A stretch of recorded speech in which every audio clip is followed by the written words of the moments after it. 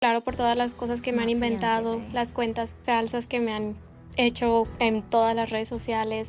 Experta del FBI y la CIA Hannah Rose se involucran en investigación y emiten juicio de culpabilidad a Vivian de la Torre en el caso de Valeria Márquez.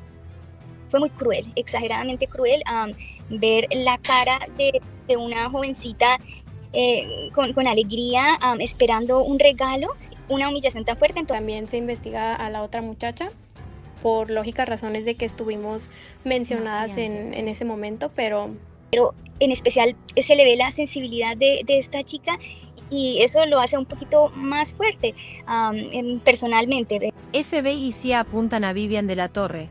Juicio imparable en caso Valeria Márquez. Pero lógicamente no es la verdad y yo desde el día 1 he querido aclarar todo, pero pues por obvias razones no se podía. Agencias de inteligencia internacional acusan a Vivian de la Torre de ser la autora del plan siniestro. Nuevo punto de ruptura en el caso de Valeria Márquez. La figura de Vivian de la Torre ha sido arrastrada al núcleo de una investigación de alto impacto emocional.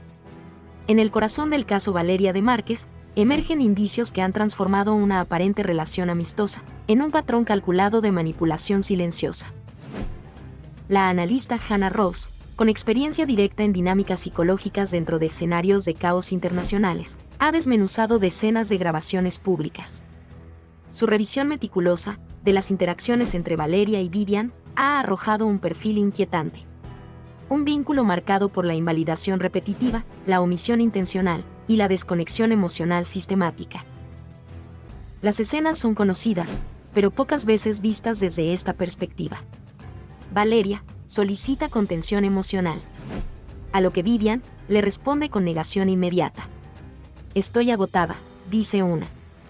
No lo estás, desmiente la otra.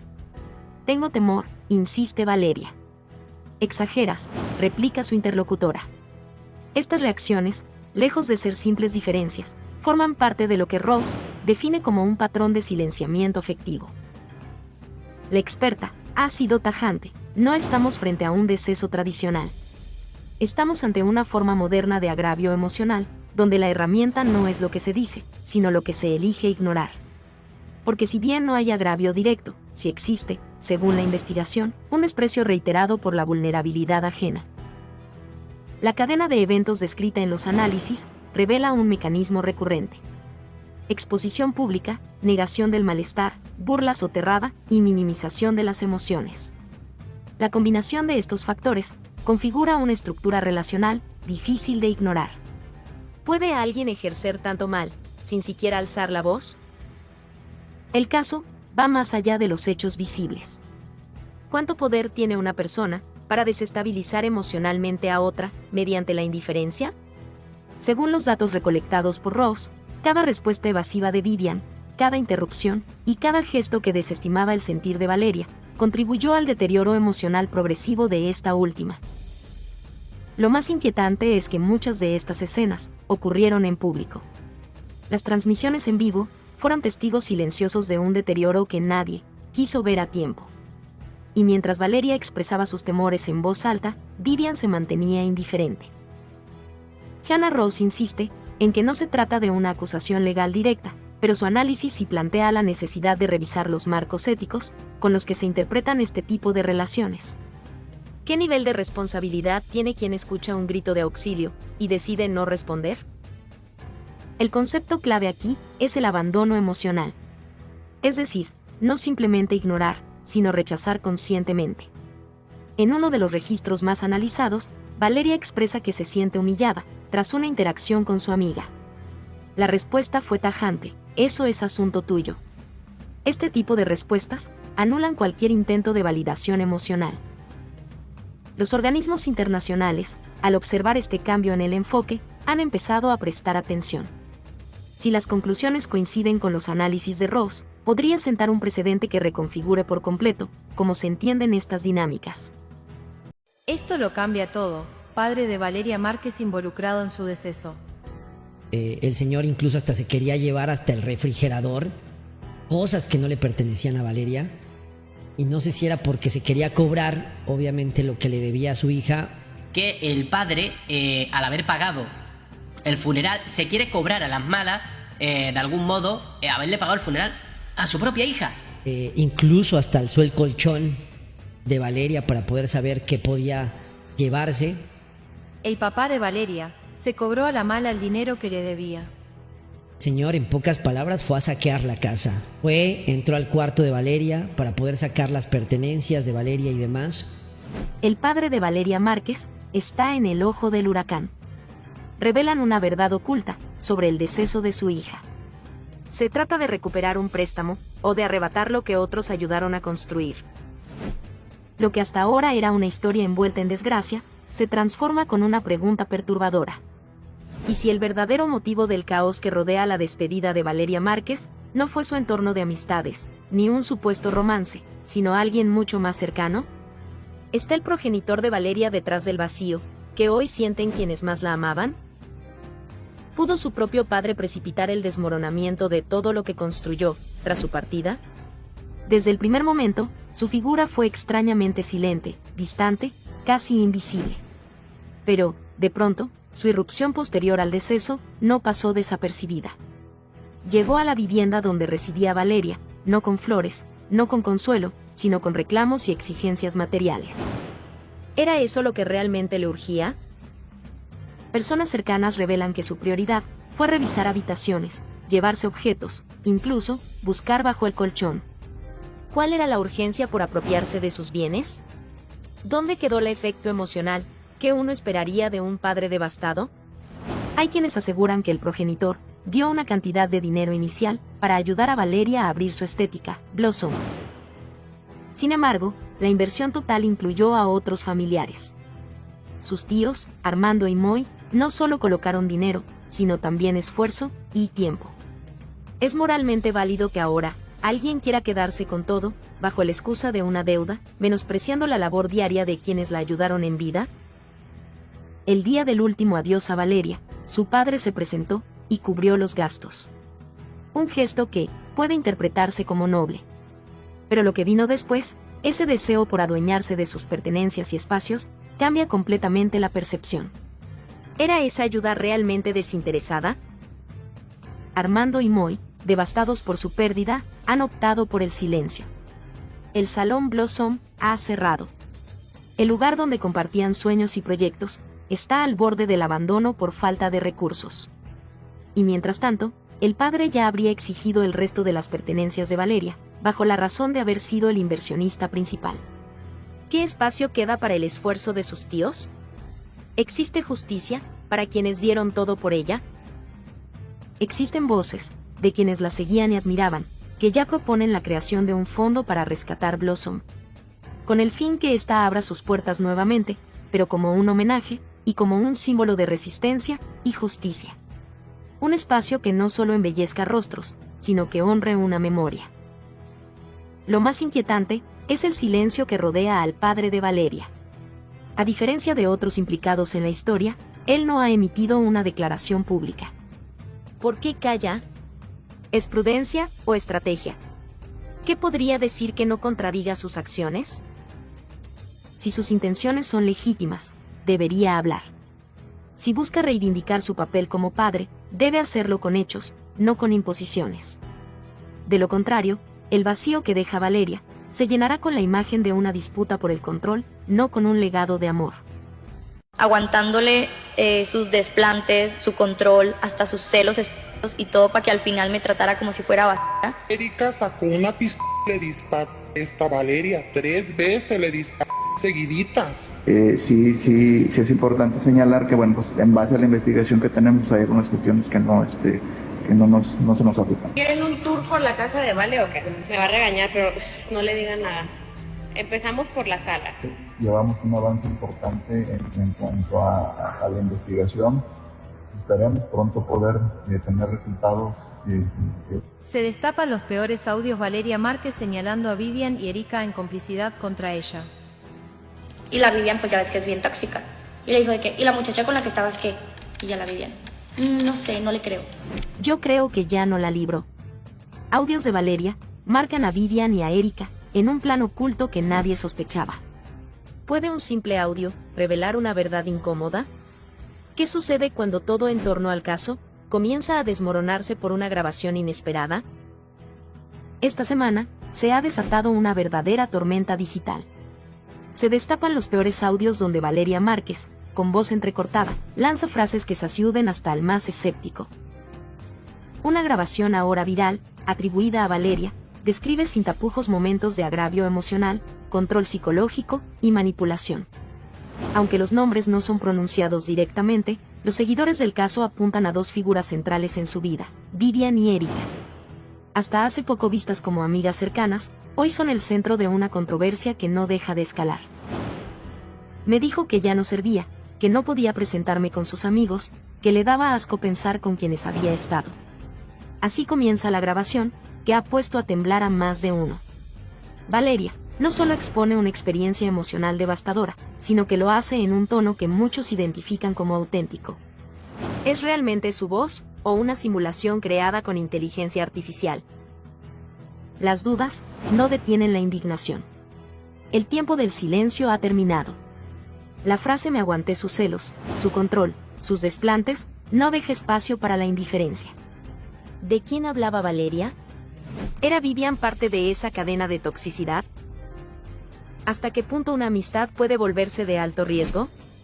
La relación entre Valeria, Vivian y Erika ha quedado bajo la lupa. Mensajes compartidos en sus redes días antes del suceso dibujan un panorama inquietante. Salir juntas es un riesgo, escribió Valeria etiquetando a Vivian. ¿Era una advertencia? ¿Un intento de exponer lo que sucedía tras cámaras? Vivian, a quien muchos veían como su confidente, ahora es vista con desconfianza. Videos muestran cómo tomaba el celular de Valeria sin permiso y transmitía desde su casa. Me va a regañar, pero no le digan nada, decía en tono jocoso, mientras mostraba cada rincón de su intimidad. ¿Era solo una broma? ¿O un patrón de invasión repetido? Un dato alarmante revelado por una fuente cercana indica que fue Vivian quien entregó la contraseña del celular de Valeria a las autoridades. Un gesto que podría verse como colaboración, pero también levanta sospechas. ¿Qué tan profundo fue su acceso? ¿Tuvo oportunidad de borrar evidencias? Si este audio se encontró en el dispositivo, ¿cuántos más podrían haber sido eliminados antes? ¿Puede alguien que tuvo acceso irrestricto al teléfono ser considerado testigo neutral? En medio del caos informativo, una mujer identificada como Paola aparece en una entrevista donde asegura haber presenciado los hechos. Su declaración apunta directamente a Erika, como la persona que habría llevado a cabo el deceso. Pero su versión, según las autoridades, presenta inconsistencias. La Fiscalía ha invitado a esta persona a declarar oficialmente, pero hasta ahora no ha acudido. Si este fue solo el primer audio, ¿qué más podría estar oculto en el dispositivo de Valeria? ¿Hay conversaciones que implican a otros nombres? Vivian y Erika complicadas y a minutos de ser puestas con cartel de cómplice. Erika, lo que impacta es la frialdad, ¿no? Pam, pam, pum, pum, pum, y listo, apago el live. Que tiene miedo la Fiscalía que Vivian y Erika huyan y se escapen. La amiga de Vivian también, de un comportamiento muy extraño, quédate otro poquito, aguanta, es que el regalo está muy chingón, y además con antecedentes que tienen ellas en su relación de amigas. Que el licenciado Salvador González habló de que sí, Vivian y Erika están en la mirilla, están siendo investigadas. Sus amigas que se ven muy sospechosas, ¿eh? Pero por el modus operandi del crimen, pues parece que actúan en contra de ella. La Fiscalía ya habría puesto en tela de juicio si Erika y si Vivian podrían ser súper cómplices. Se confirman las sospechas. Erika y Vivian de la Torre pasaron de testigos a ser súper cómplices. ¿Qué encontraron en el celular de Valeria Márquez? La Fiscalía ya no está hablando en códigos. El término supercómplices no es un desliz, es una advertencia directa. Erika y Vivian de la Torre podrían estar en el umbral de una vinculación formal, y esta vez, los indicios ya no se pueden ignorar. Lo que parecía solo un giro mediático, empieza a revelarse como una estrategia de presión legal, cuidadosamente orquestada. ¿Qué significa ser supercómplices? La expresión ha generado una tormenta. No es una categoría legal formal, pero sí una señal política de la Fiscalía. si no colaboran, serán arrastradas. Cuando el fiscal habla de que están ubicables, está preparando el escenario. No lo dice, pero lo insinúa. Pueden ser detenidas en cualquier momento. Y si los resultados del análisis forense del celular de Valeria son concluyentes, las órdenes llegarán sin previo aviso. Eso no es una descripción casual. Es una etiqueta reservada para aquellos bajo vigilancia, los que podrían intentar escapar, los que tienen algo que perder o que ocultar. ¿Están bajo protección de intereses más poderosos? Las preguntas crecen. ¿Por qué no han sido citadas a declarar? ¿Por qué ninguna enfrenta cargos, si los indicios son tan claros? La hipótesis más discutida es la protección desde esferas con poder. No cualquier persona logra mantenerse fuera del radar jurídico durante semanas, mientras la fiscalía deja filtrar piezas clave del caso. El silencio no es inocente. Es estratégico. Y cada día que Erika y Vivian se callan, el caso se ensombrece más. El celular de Valeria es la pieza que cambia el juego. El dispositivo fue desbloqueado. Dentro, los peritos encontraron una cronología digital que compromete. Mensajes eliminados, capturas sospechosas y ubicaciones compartidas. Pero lo que más estremece es la participación directa de Vivian en el desbloqueo del teléfono. ¿Cómo sabía la clave? ¿Por qué colaboró, después de haber callado durante semanas? Esto no es solo una contradicción. Es una pista de complicidad. O por lo menos, de conocimiento anticipado de lo que estaba en juego. ¿Se trata de una red de encubrimiento emocional? Hay una línea no explorada en profundidad, la afectiva. Las emociones intensas mal gestionadas pueden generar pactos de silencio. Celos, traiciones, promesas. Todo eso puede estar detrás del mutismo de Erika y Vivian. Una relación amistosa, decían. Pero las pruebas señalan una convivencia tóxica. Registros de discusiones en público, transmisiones cargadas de indirectas y burlas disfrazadas de humor. Esto ya no es solo una hipótesis emocional. Es parte del patrón de comportamiento. ¿Vivian estaba obsesionada con Valeria? ¿Erika actuó por presión o conveniencia? Las motivaciones aún son brumosas, pero la tensión emocional entre las tres es innegable. Y eso importa mucho. ¿Están ocultando a alguien más? Una figura masculina se ha mencionado en filtraciones no oficiales. Valeria mantenía contacto con un hombre de poder. ¿Qué sabían Erika y Vivian sobre esa relación? ¿Por qué nunca lo mencionaron? ¿Qué tanto sabían y por qué decidieron guardar silencio? Hay cosas que no cuadran. Y la fiscalía, al parecer, también lo ha notado. ¿Qué nos dice la fiscalía? Que ya van avanzando, poco a poco, pero van avanzando. Ya van aproximadamente 20 testigos que mandan llamar. Se confirma la verdad oculta sobre Erika y Vivian en el caso de Valeria Márquez. ¿Qué dice el artículo 19? Que son autores los que participan en la ejecución del delito. Fiscalía revela los 7 delitos y más de Erika y Vivian de la Torre por ser cómplices del deceso de Valeria Márquez. Son inocentes hasta que se demuestre lo contrario, son inocentes hasta que la fiscalía no haga una imputación directa sobre ellas. Erika y Vivian, bajo la mira. La fiscalía detalla 7 faltas imperdonables por el deceso de Valeria Márquez. ¿Están a punto de ser detenidas? Las autoridades no necesitan más cámaras, ni más declaraciones públicas. Tiene lo esencial. Una secuencia de omisiones, acciones y decisiones que, según especialistas jurídicos, encajan en figuras penales claras. Y sin embargo, Erika y Vivian siguen libres. ¿Por cuánto tiempo? Aquí no se trata de rumores. No se trata de suposiciones. Se trata de una cadena de hechos verificados, que exponen a estas dos mujeres como más que simples testigos. La pregunta ya no es si sabían lo que pasaba. La verdadera incógnita es, ¿por qué no actuaron? ¿Por qué la fiscalía no las ha llamado, si las infracciones son evidentes? Lo que parecía una omisión inocente, comienza a tomar forma de encubrimiento. Hay una diferencia sustancial entre estar presente y no hacer nada por temor, y estar presente y tomar decisiones, que afectan directamente el curso de los hechos.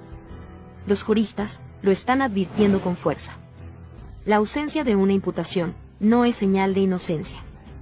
Es en muchos casos, una estrategia procesal.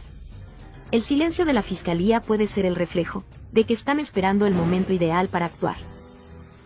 El acto de apagar una transmisión puede parecer insignificante.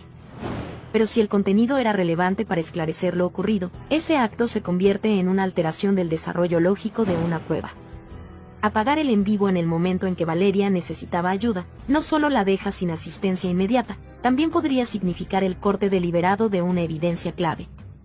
¿Fue temor o cálculo? ¿Error o estrategia?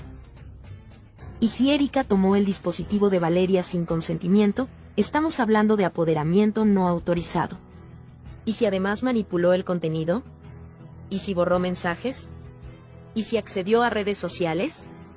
La figura legal se complica. Ya no es solo posesión indebida, sino intervención digital con posibles consecuencias legales. Las autoridades no requieren una confesión para sacar sus conclusiones en el caso. Necesitan patrones de conducta, omisiones sistemáticas, acceso a pruebas y un rastro digital. Y todo eso, según los análisis más recientes, ya lo tienen. La cercanía emocional con Valeria no convierte a Vivian en culpable. Pero tampoco la deslinda. Porque el vínculo, las conversaciones previas, los celos documentados y las declaraciones indirectas podrían ser parte de una narrativa más compleja. Si los peritos demuestran que hubo intención de influenciar, manipular o controlar a Valeria antes de los hechos, la posición de Vivian se debilita. Y si a eso se suma el hecho de que tenía conocimiento de lo que estaba ocurriendo y no actuó, el escenario se oscurece aún más. Los 7 cargos posibles que enfrenta cada una no son hipotéticos. Ya están definidos en el marco legal. Desde abandono de persona hasta alteración de pruebas. Desde omitir entregar información hasta contribuir indirectamente al resultado final. La Fiscalía, por ahora, ha optado por el silencio. Pero ese silencio, lejos de tranquilizar, intensifica la tensión. ¿Están construyendo un caso tan sólido que no quieren alertar a las involucradas? ¿O simplemente están dejando que se hundan con su propio silencio? Cuando una persona tiene algo que decir, lo dice. Cuando no lo hace, queda bajo sospecha. La ley es clara. Quien tenga conocimiento de un hecho relevante, tiene el deber de hablar. Y ni Erika ni Vivian han acudido voluntariamente a declarar. Eso no es prudencia. Eso no es cautela. Eso es una omisión activa. Y una omisión activa, en medio de una investigación de esta magnitud, puede convertirse en un error irreversible. ¿Por qué la Fiscalía no actúa todavía? Porque están observando. Están recolectando. Y están evaluando reacciones. Las declaraciones, los gestos, los movimientos en redes sociales, los dispositivos en análisis, las conversaciones previas, todo forma parte de un rompecabezas donde cada pieza tiene valor procesal. Fueron más de 12 personas a entrevistarla. Fue todo un operativo para poder entrevistarla en su domicilio. Vivian, ¿quieres ser mi novia? Aquí delante del público. Estuvieron presentes policía de investigación, peritos forenses en psicología y demás. La Vivian me regaló un peluche. Esto porque... Vivian fue interrogada en su domicilio. Más de 8 horas de interrogatorio. Pues obviamente liberaron muchísima información que la Fiscalía en este momento tiene en su posesión. Si no colaboras, te encierro. La Fiscalía arrinconó a Vivian de la Torre para que entregara la contraseña del celular de Valeria. ¿Se dio por voluntad propia o tuvieron que obligarla? Lo que parecía una diligencia de rutina, se convirtió en un episodio digno de una serie de suspenso legal. El pasado 22 de mayo, la Fiscalía Mexicana irrumpió con más de 12 agentes en el domicilio de Vivian de la Torre, con un solo objetivo: obtener las contraseñas del celular de Valeria Márquez, pieza clave en uno de los casos más comentados del año. Pero, ¿realmente colaboró voluntariamente? ¿O la tuvieron que amedrentar? Peritos en psicología, expertos en cibernética y agentes especializados se desplegaron para un solo objetivo: el acceso al dispositivo de Valeria. Tras 8 horas de interrogatorio, Vivian cedió. Entregó las contraseñas. Y con ello, entregó también el acceso a una serie de datos que podrían cambiar por completo el rumbo de la investigación. Los investigadores dejaron claro que negarse a colaborar sería considerado como un obstáculo legal. Y si ese celular escondía información relevante, el no entregarlo podía tener consecuencias inmediatas. Vivian, bajo una presión implacable, optó por lo que muchos considerarían una decisión estratégica, o sea, entregar las claves. El lugar donde ocurrieron los hechos tenía cámaras, pero solo de adorno. Todo era una fachada. Ninguna grabación y ningún respaldo visual. Solo quedaba el celular de Valeria. Y ese teléfono, ahora en manos de las autoridades, puede ser el testigo silencioso que revele una historia completamente diferente. Al no haber imágenes, todo depende del contenido digital. Mensajes, llamadas y redes sociales. Y es ahí donde el acceso concedido por Vivian podría convertirse en su salvación o su sentencia. Recientemente se supo que Valeria no era dueña de la estética, las cámaras no servían, y solo tras una jornada de alta presión, accedió al celular. ¿Estamos ante una verdad maquillada? ¿O simplemente ante un procedimiento desesperado por obtener resultados? Lo entregado por Vivian ha desatado una revisión forense intensiva. Y si hay algo en ese teléfono que la vincule, aunque sea indirectamente, su situación legal puede tambalearse. Los juristas han señalado que lo ocurrido con Vivian podría establecer un nuevo precedente sobre el uso de la presión psicológica como herramienta procesal. La delgada línea entre colaboración y coerción está más presente que nunca.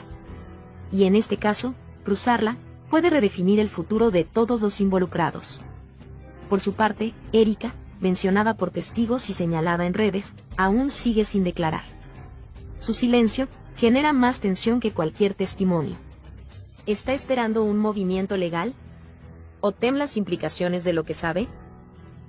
La posibilidad de que la Fiscalía esté construyendo una teoría del caso sin suficientes fundamentos comienza a inquietar a la opinión pública. ¿Qué pasará ahora con Vivian? Aunque no ha sido formalmente señalada, el acceso que entregó puede marcar su destino. Colaborar puede verse como un gesto de transparencia o como un movimiento para evitar un confinamiento inmediato. Pero, ¿y si en ese celular hay más de lo que ella anticipaba? Por estas acciones que hizo Vivian, ¿podrían señalarla como la autora intelectual? Y la ejecución del delito era borrar los antecedentes y borrar las pruebas que se veía la ejecución de una persona. La Fiscalía puede decir, por esto, lo que vimos, por la retención, tú puedes ser la autora intelectual. Imagínate que por estos indicios ya embones dentro del artículo 19 del Código Penal, que es, son autores los que colaboren. ¿Sabías que a Vivian o a Erika les pueden dar 70 años de cárcel? No se lo esperaban. Abogado rompe el silencio y pone a Erika y a Vivian contra las cuerdas. ¿Les darán 70 años por el deceso de Valeria? El caso que sacude a México no necesita ficción. Lo que ocurre supera cualquier libreto. Erika y Vivian de la Torre, dos nombres que hasta hace poco eran irrelevantes para el ojo público, hoy concentran la atención de un país. Merecen pasar 70 años en instalaciones de alta seguridad, por lo que muchos aún consideran simples omisiones. ¿Un gesto equivocado puede costar 7 décadas? Una transmisión en vivo apagada, un dispositivo manipulado y un silencio prolongado podría ser suficiente para justificar una sanción de 7 décadas, según lo revelado por el abogado Arturo Portillo. Bajo las leyes actuales, colaborar de forma indirecta en un evento desafortunado, alterar pruebas o simplemente callar en el momento equivocado puede equivaler a participación plena.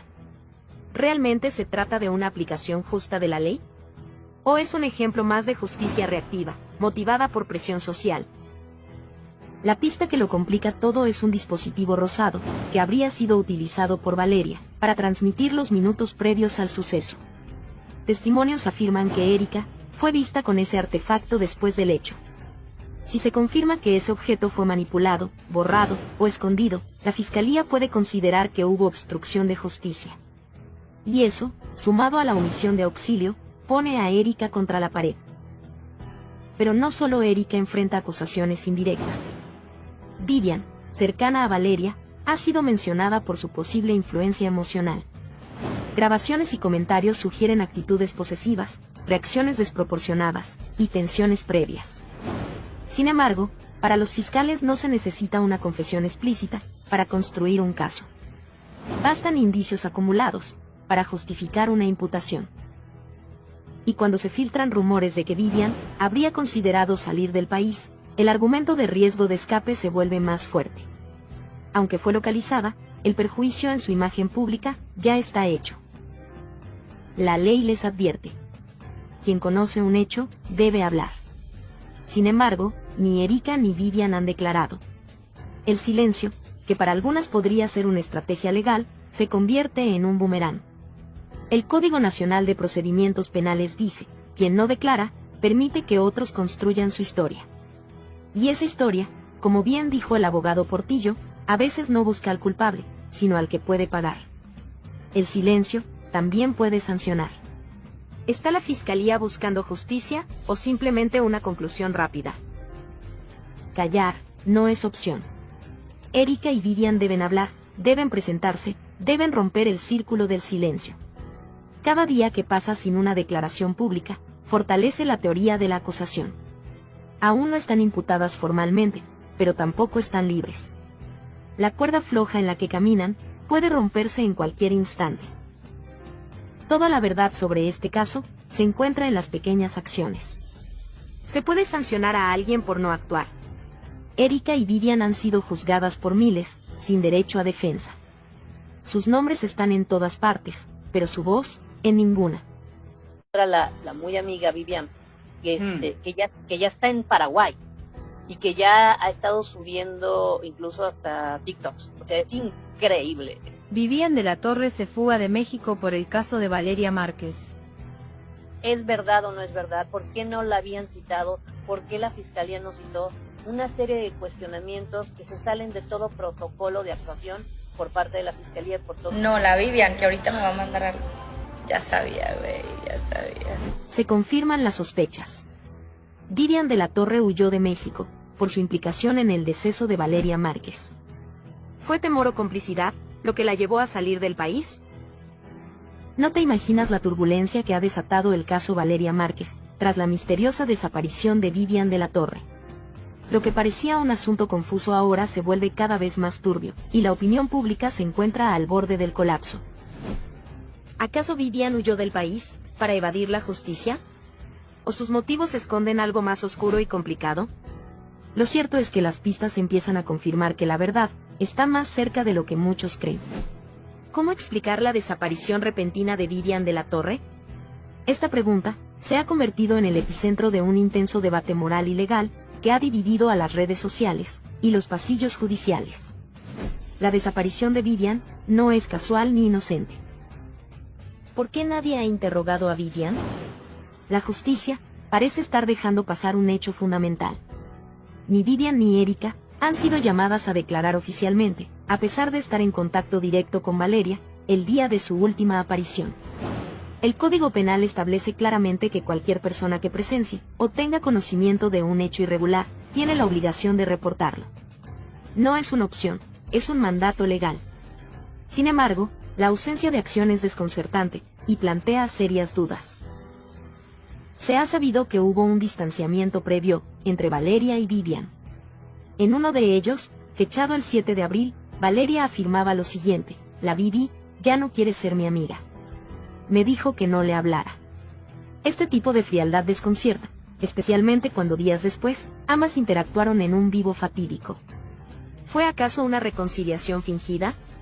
¿O había intenciones ocultas detrás de esa aparente amistad? Esta contradicción abre la puerta a muchas preguntas. El rastro de Vivian desaparece y su cuenta se transforma. Testigos en redes sociales aseguran que, tras el suceso, Vivian modificó su nombre de usuario en TikTok y comenzó a publicar contenido desde una ubicación diferente.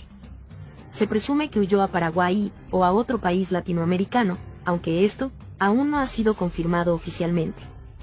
Lo que sí está claro es que nadie ha vuelto a verla desde entonces. Su silencio no parece una medida de protección, sino una huida. ¿Qué significa esto para el caso?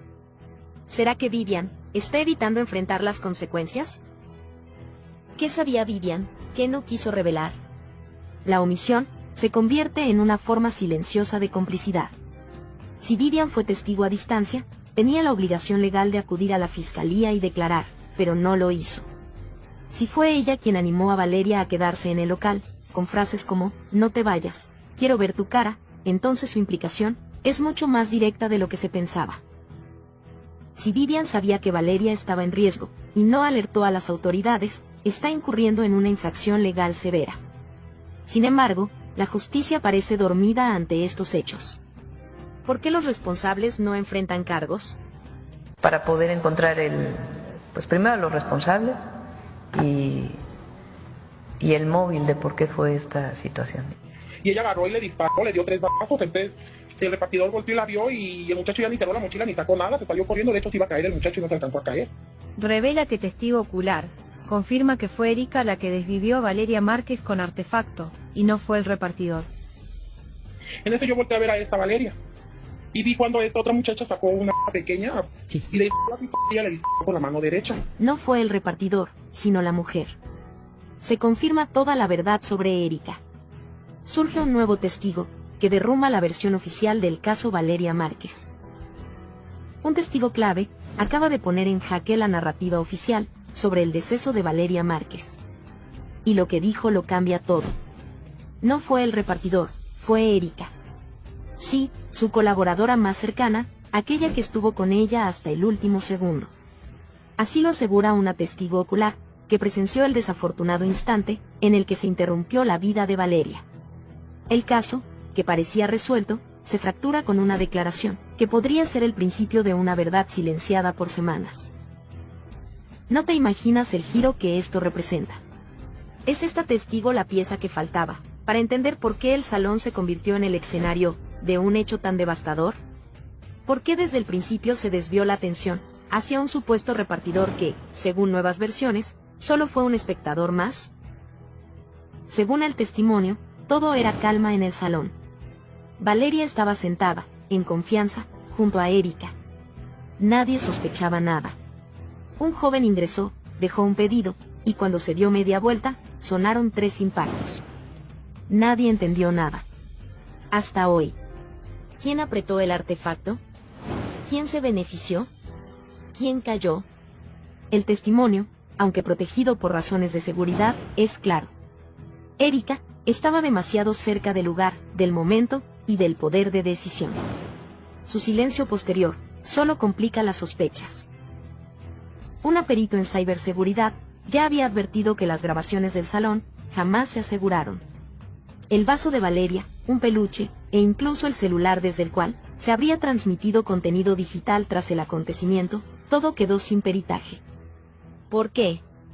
No creerás lo que se filtró. En su celular, un mensaje sin enviar lo cambia todo. Me cansé de fingir.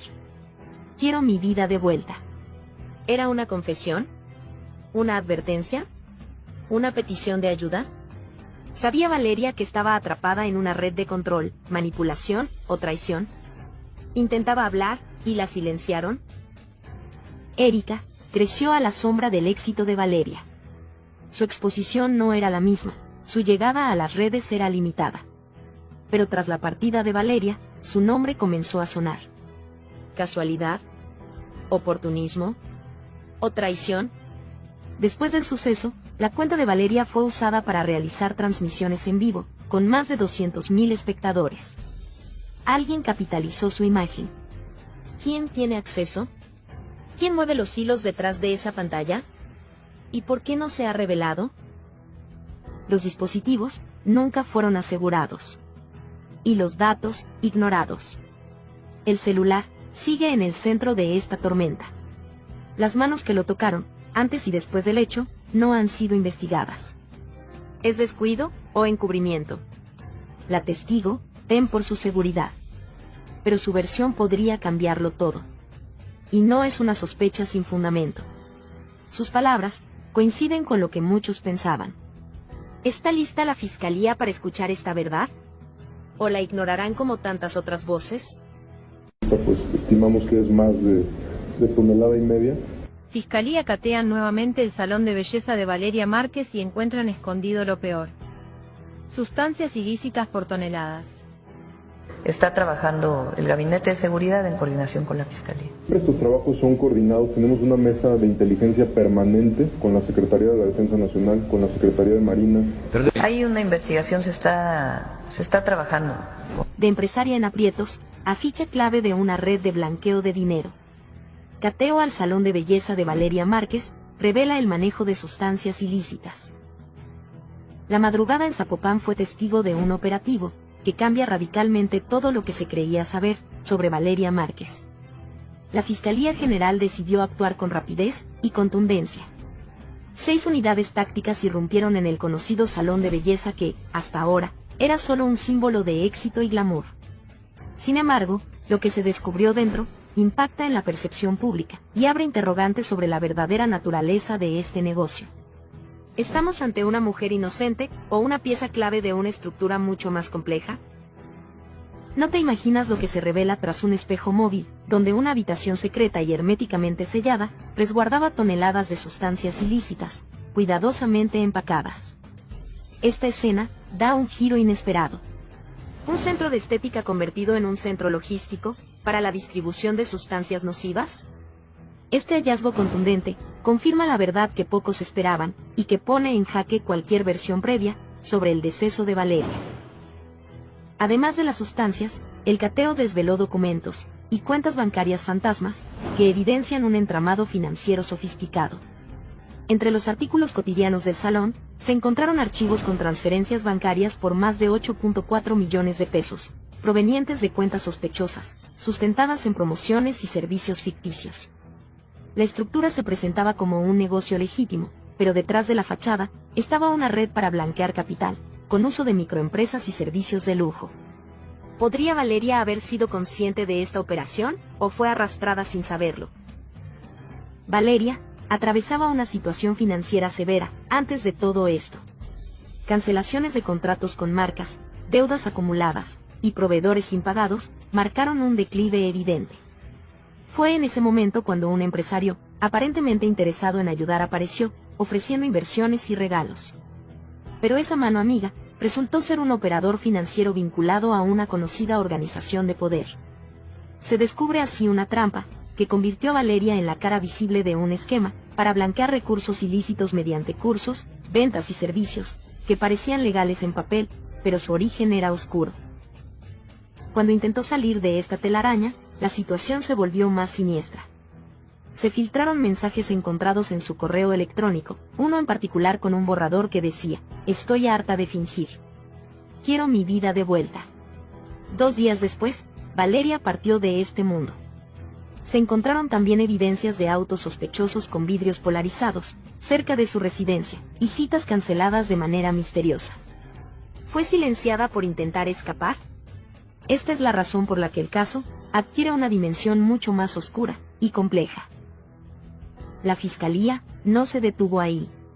En apenas pocas semanas, se detectaron 28 negocios con patrones similares.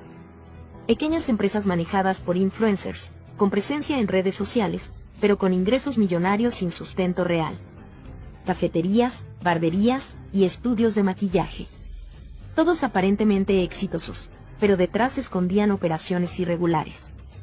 ¿Cuántos más negocios se ocultan detrás de fachadas similares? La perito Nasli Borrero Vázquez, experta en ciberseguridad, llega a esclarecer en torno a la TikToker Valeria Márquez. Desde el primer momento del caso pudimos analizar que, bueno, yo vi el video totalmente y se evidencia muchas inconsistencias. ¿Por qué dejaron el vaso, las bolsas en el local? Se supone que la fiscalía tiene que llevarse todo. No se tomó en cuenta para hacer pericias el vaso, como tú lo dices, las bolsas plásticas, ¿ya? Y todo lo que, hasta el propio muñeco que ella recibió, ese peluche. La Vivian me regaló un peluche, esto porque ella sabe lo que me gusta. Se desata la indignación. Peritos en el caso de Valeria Márquez señalan una serie de errores imperdonables, que cambia toda la investigación. Lo que parecía un caso aislado, ahora se convierte en un símbolo de negligencia institucional. La realidad que salió a la luz pone en jaque a las autoridades y deja una pregunta inevitable flotando en el aire. ¿Por qué se ignoró tanto? ¿Qué intereses hay detrás de este silencio? Desde el primer momento, la escena del suceso fue manipulada, alterada o simplemente ignorada. El salón de belleza donde ocurrió todo no fue debidamente resguardado. No se preservaron los objetos clave. Bolsas, un vaso y un peluche, que podrían haber contenido información esencial, fueron olvidados como si no tuvieran ningún valor. ¿Se quiso borrar la verdad desde el principio? No te imaginas lo que los peritos han revelado. La falta de protocolo fue tan severa, que ahora todo el caso pende de un hilo. Las autoridades no analizaron objetos esenciales. Uno en particular, un vaso que aparece justo cuando Valeria recibe un regalo, ha sido objeto de fuertes críticas. ¿Era una bebida con alguna sustancia? ¿Se utilizó para inmovilizarla antes de la arremetida? Ese vaso, pieza fundamental, nunca fue procesado, quedando al descubierto el nivel de descuido, o peor aún, de encubrimiento. Valeria tenía 2 celulares. En uno transmitía en vivo, y el otro estaba destinado a llamadas. Ninguno fue confiscado de inmediato. Tampoco se analizaron los sistemas de videovigilancia del local. La colaboradora del lugar manipuló uno de estos dispositivos antes de la llegada de las autoridades. Erika apagó la transmisión sin titubeos y salió caminando como si nada hubiera ocurrido. ¿Cómo es posible que alguien que presenció un hecho así actúe con total frialdad? ¿Qué eliminó? ¿Qué ocultó? ¿Y por qué no fue interrogada con rigor? Los peritos fueron claros. La cadena de custodia fue rota desde el primer minuto. Esto no es un error técnico. Es una fractura legal que compromete toda la investigación. Cada paso omitido es una puerta que se cierra a la justicia. ¿Es posible recuperar pruebas después de tal nivel de negligencia? Días después del hecho, se publica un video que simula ser una nueva transmisión de Valeria. Misma voz. Misma imagen. Pero ella ya no estaba. Se utilizó inteligencia artificial para fabricar este material. ¿Quién lo creó? ¿Quién monetizó el infortunio? ¿Se puede permitir que el rostro de una persona que se ha ido sea usado con fines tan oscuros? Desde la escena mal resguardada, hasta los celulares no analizados, y desde la manipulación de su imagen, hasta la indiferencia de quienes estaban a su alrededor, todo en este caso grita impunidad. Los peritos exigen explicaciones por la ausencia de respaldo digital de TikTok. No creerás lo que se omitió.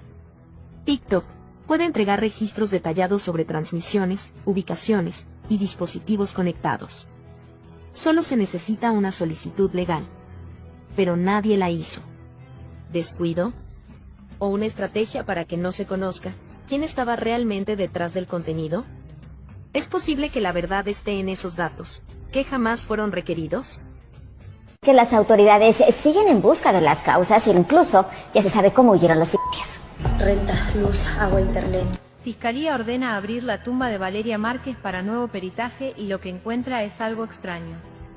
Aquí donde yacen los restos de Valeria Márquez, quien fue asesinada el pasado 13 de mayo cuando se encontraba en su estética en Zapopan. Si algo me pasa, que todos sepan quién fue. Reabren la tumba de Valeria Márquez y descubren algo extraño que nadie estaba preparado para enfrentar. ¿Pusieron una microcámara oculta en el cabello de Valeria? Una verdad perturbadora deja al descubierto detalles que nadie esperaba. La fiscalía, presionada por inconsistencias forenses, ordenó la exhumación del cuerpo. Pero el hallazgo en esa madrugada silenciosa va más allá de lo explicable. La tumba no estaba vacía. El ataúd de Valeria Márquez escondía más que sus restos. Dentro del pecho, sellado con cera industrial, apareció un dije con símbolos. Un triángulo, un ojo y la letra M. ¿Qué representaban estos signos? ¿Era una señal de advertencia o una marca de pertenencia? Este hallazgo, que no fue documentado en la primera autopsia, plantea una inquietante posibilidad. Alguien manipuló el cuerpo con un propósito. ¿Quién y por qué? Pero eso no es todo. Bajo sus uñas, los forenses hallaron residuos de una sustancia blanquecina, desconocida, y detrás de su oreja, cortes simétricos, limpios y precisos. Nada de esto apareció en el primer informe. ¿Fue omisión o encubrimiento? La familia exige respuestas y activa una segunda autopsia con peritos independientes. ¿Estaba marcada? El cuerpo de Valeria tenía 3 marcas paralelas, trazadas con exactitud, además de restos metálicos en sus manos. El nuevo equipo forense no descarta la posibilidad de un ritual o una advertencia encubierta. Cámaras de seguridad del panteón captaron la silueta de una figura encapuchada, dejando una rosa negra, y una nota escrita a mano que decía, no debieron haberla tocado. La nota fue interpretada como una advertencia, o incluso, una confesión de complicidad. ¿Quién se atrevió a irrumpir en la madrugada, para dejar ese mensaje? En un giro inesperado, el nuevo peritaje reveló una microcámara, escondida entre sus extensiones de cabello. Lo que registró fue devastador. El rostro del responsable quedó grabado. Se trata de un asistente del salón de belleza, reconocido por sus tatuajes. El individuo desapareció esa misma noche, y hasta hoy su paradero es incierto. La grabación no solo muestra la arremetida, sino también palabras que Valeria alcanzó a decir antes del final. Ya sé lo que están haciendo. Estas palabras fueron clave para comprender que ella tenía conocimiento de algo más grande, y que no se trataba de un acto aislado. Antes de su partida, Valeria dejó una caja a una excolaboradora de confianza. Dijo, si algo me pasa, haz que el mundo lo vea. Dentro, había una USB con grabaciones de reuniones privadas, listas de nombres y audios de conversaciones delicadas. Entre los involucrados, destaca una mujer que asistió a su despedida. ¿Era parte de la red? ¿O fue enviada para asegurarse de algo? Un nuevo testigo protegido, que trabajó para esta organización, rompió el silencio. Asegura que lo de Valeria no fue un caso aislado. Hay otras jóvenes, otros nombres y patrones que se repiten. Todo indica que detrás de su caída hay una estructura más grande, que usa como fachada lugares comunes, como salones de belleza. ¿Es esta la punta de un iceberg aún más oscuro? Y ni siquiera podía llegar a su casa porque me debía a mí, le debía a la roomie y me había robado el dinero de mi escuela. Que tú vayas a quitar el live, que es una prueba que tiene, que es una defensa. Llama a la policía. Lo último que vas a hacer es apagar el live y borrar el live. Filtran lo que Fiscalía había descubierto de Erika N., segundos antes de que le quitaran la vida a Valeria Márquez. Hola. Sí. Filtran la información que la Fiscalía de Jalisco había descubierto sobre Erika, segundos antes del infortunio de Valeria Márquez. ¿Qué relación tiene el misterioso objeto blanco con la posible coordinación del suceso? ¿Realmente Erika se convirtió en una pieza indispensable para que la desgracia ocurriera? La investigación del deceso de la influencer ha tomado un giro inesperado con la reciente filtración de datos cruciales, que revelan detalles inquietantes sobre Erika, empleada del salón de belleza donde ocurrió el suceso. Y no te imaginas la profundidad de estas nuevas evidencias, que podrían cambiar toda la versión oficial. ¿Fue Erika simplemente una testigo pasiva, o se trata de una pieza clave que hizo la señal clave al perpetrador? Esta pregunta retumba con fuerza en cada análisis, y ha encendido una polémica que la Fiscalía de Jalisco no puede ignorar.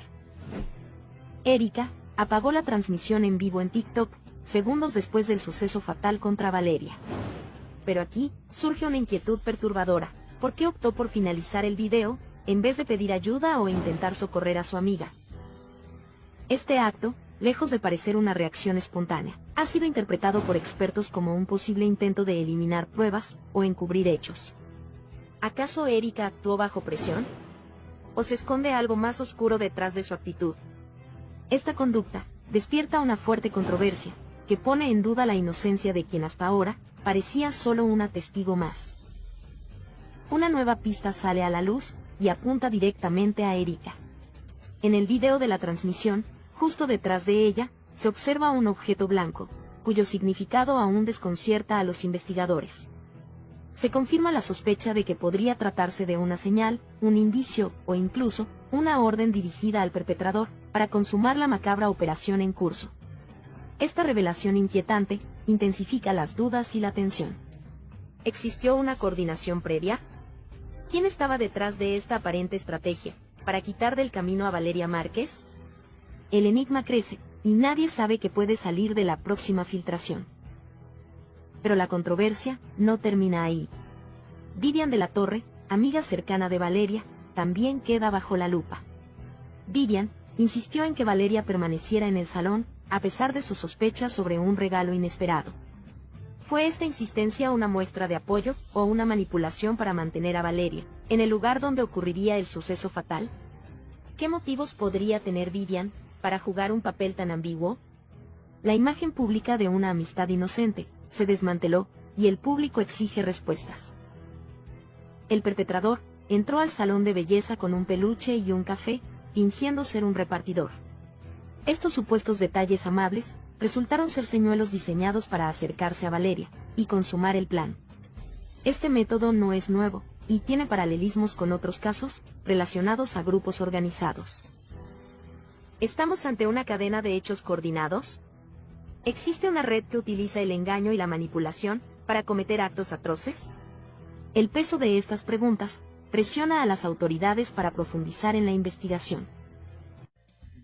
Another cup of coffee had chemicals, I don't know what, a sedative so she wouldn't want to get up and leave.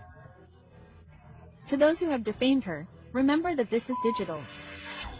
Valeria was like, I'm scared, they're going to attack me, they're going to dry me off, but she wouldn't get out of her chair.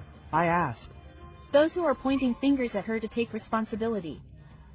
Valeria Márquez. They say her friend poisoned her because of the coffee she drank earlier. Erica's true betrayal is revealed, which shakes the Valeria Márquez case.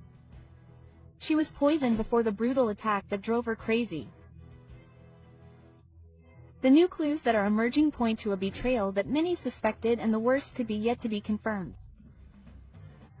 The case of the Mexican influencer, model, and businesswoman has become one of the most controversial and shocking of the year.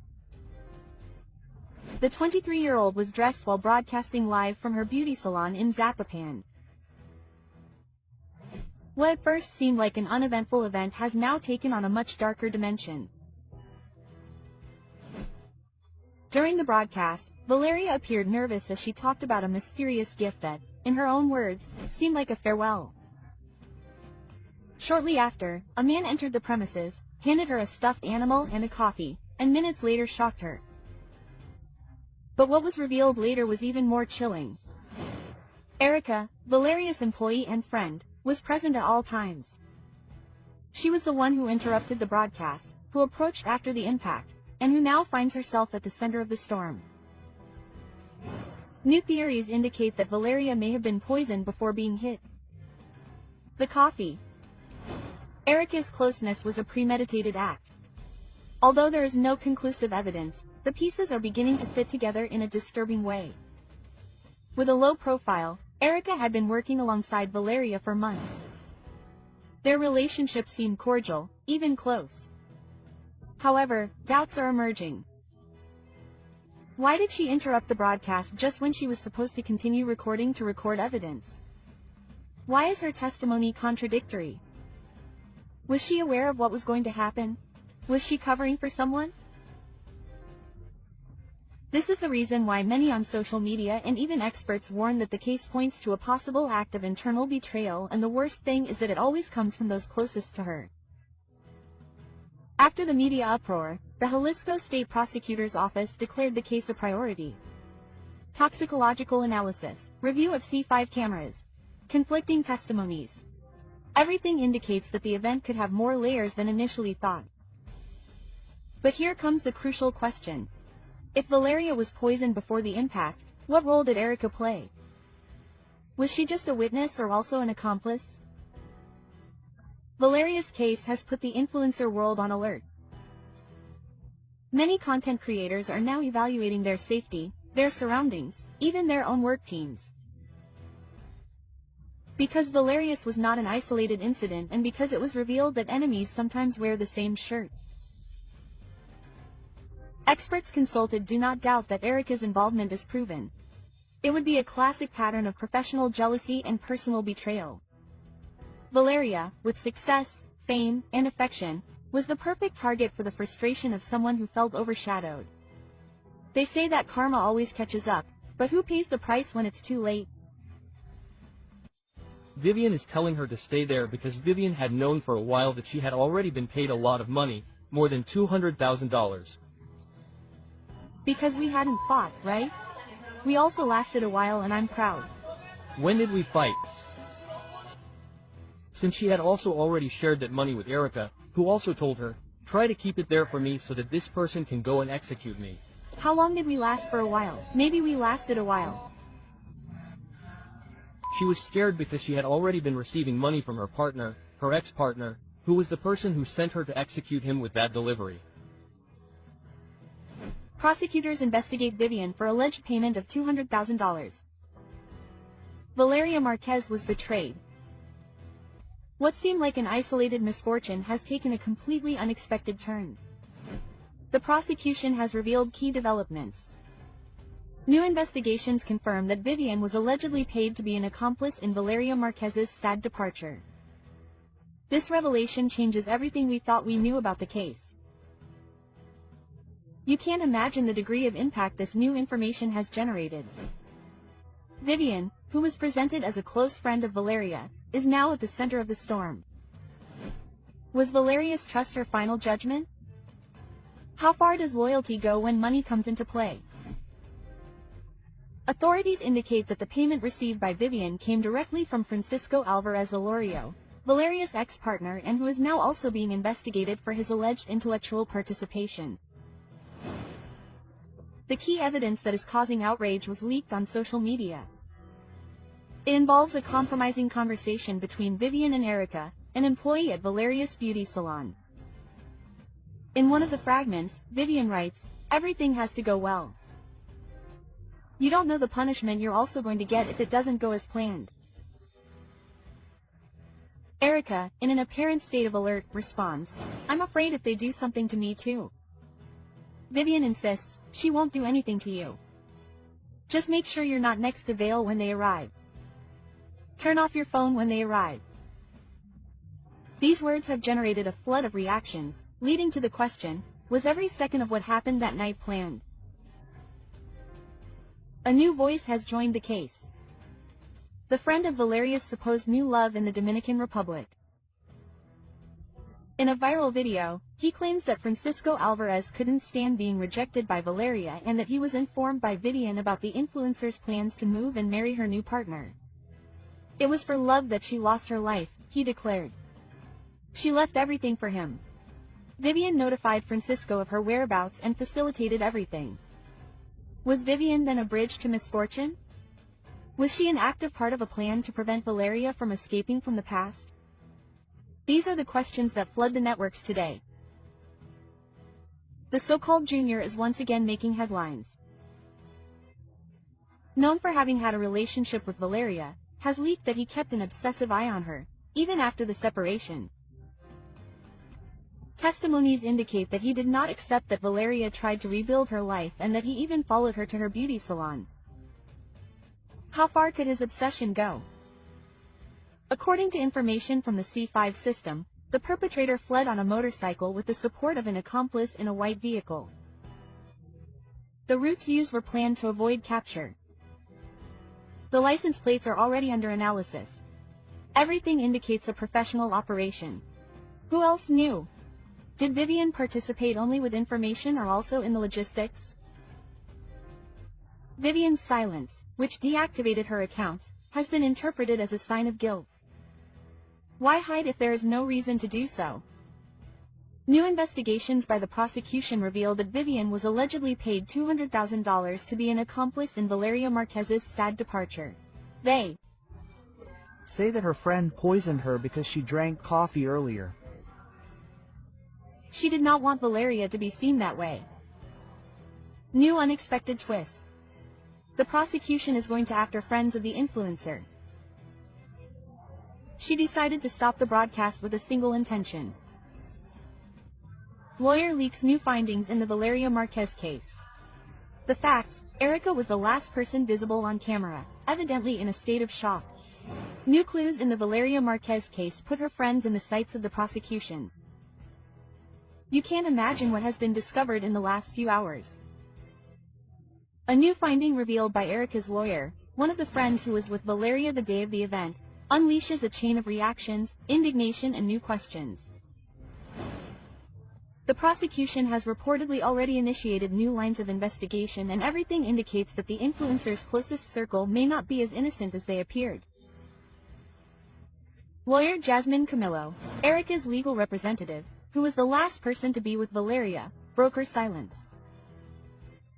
In recent statements, the lawyer described as false the accusations linking her client to the unfortunate event, assuring that a media persecution has been unleashed that puts Valeria at risk. Her integrity. Erica claims that her relationship with Valeria was purely professional. According to her version, she was at the beauty salon performing duties as an employee, and her reaction to turning off the live broadcast was due to shock, not to cover up. However, social media users question why her first reaction was not to call 911, why she appeared so calm in the face of such a devastating event.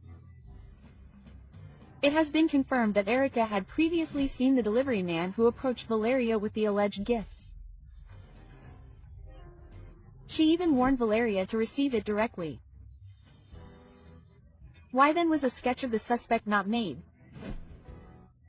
The lawyer denies that her client was summoned for that purpose, alleging misinformation.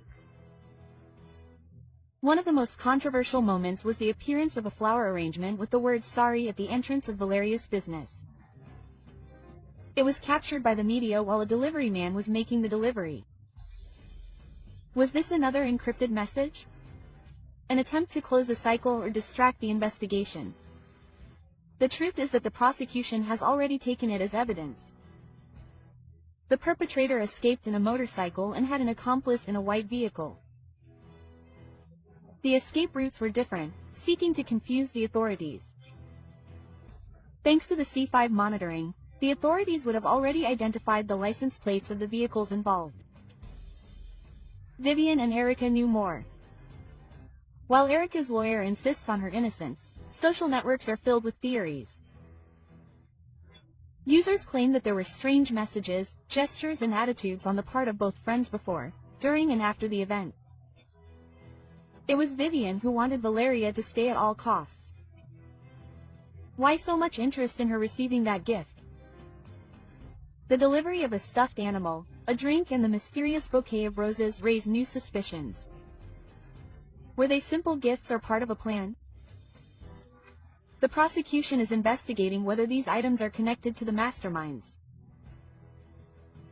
Several brands were pointed out by users for taking advantage of the case to advertise with products similar to those Valeria received. Liverpool was one of the names mentioned. We are facing a commercial exploitation of a misfortune. At only 23 years old, Valeria founded her own beauty salon. While some argue that it was all thanks to savings and family support, others question the origin of her resources. It is because it was prepaid. Was that level of investment possible just with her income as a content creator? She herself explained it in a broadcast: savings, a loan from her father and a lot of discipline. European media have already echoed the case. The video has gone viral, and now not only is justice being demanded in Mexico, but the scandal has crossed borders. Will the prosecution be able to act to meet public pressure? The lawyer leaked new findings in the Valeria Márquez case, and with it opens up a range of questions. Were her friends really on her side? Who gave the final order? And that this boy is now free. The prosecution says that he is free and that they saw him leave on the motorcycle. Now, how are they going to identify him? How is this going to be? It's not just that they get out and execute you? Because part of the modus operandi is to escape, right? The TikToker and the mystery from her friends. Modus operandi begins with the choice of target. The target can generally be because a boss tells them that this person is going to be the target. Experts arrived to analyze Valeria Márquez's case step by step. Suspicions are confirmed. The other side of the expert report is revealed. In Valeria Márquez's case, who sent the sinister gift? An uncomfortable truth that shatters the narrative built from day one. Valeria Márquez's case was not a random event. It was not a mistake. It was premeditated and has a name and surname, with close accomplices and a plan that was kept hidden until today. You won't believe the details that the expert report has uncovered. How is it possible that no one has noticed the obvious? The entire country is talking about Valeria again. The networks are on fire, the international media asks questions, and in the midst of the scandal, a group of friends remains silent. During a live broadcast, Valeria received what would be her last gift. A package, a messenger, and a tense smile. In seconds, everything changed, but now with the leaked expert report, it is confirmed that it was not a coincidence, it was a strategy. The perpetrator had full knowledge of the target. He verbally confirmed his identity before acting. How did he obtain that information? Who prepared it in such detail? Experts agree that this was an intimate revenge. And in this type of event there is something stronger, the message. It was a symbolic act, a warning that went beyond Valeria. Who was really intended to scare? Minutes before the event, Virian, one of the friends present, left a phrase that resonates today: "I want to see your face." In another context, it would seem like a common gesture, but after the event, that comment becomes a strong message.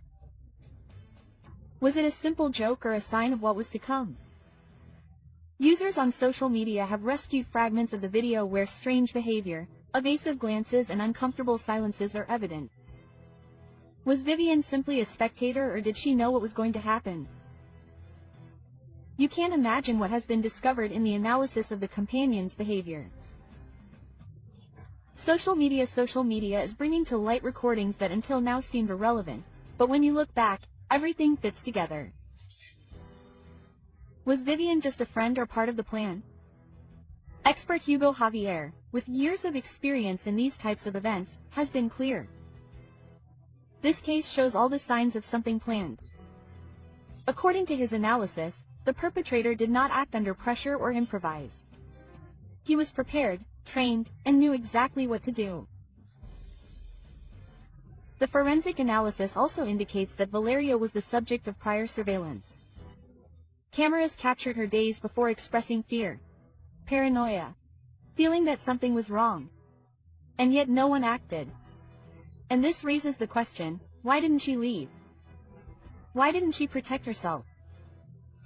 Because someone, perhaps those same people close to her, convinced her to stay. An increasingly strong theory suggests that everything was planned to happen live. The live broadcast was no coincidence. It was a public warning, a settling of scores with viewers. Who orchestrated it, and what message did they want to send? Was it an ex?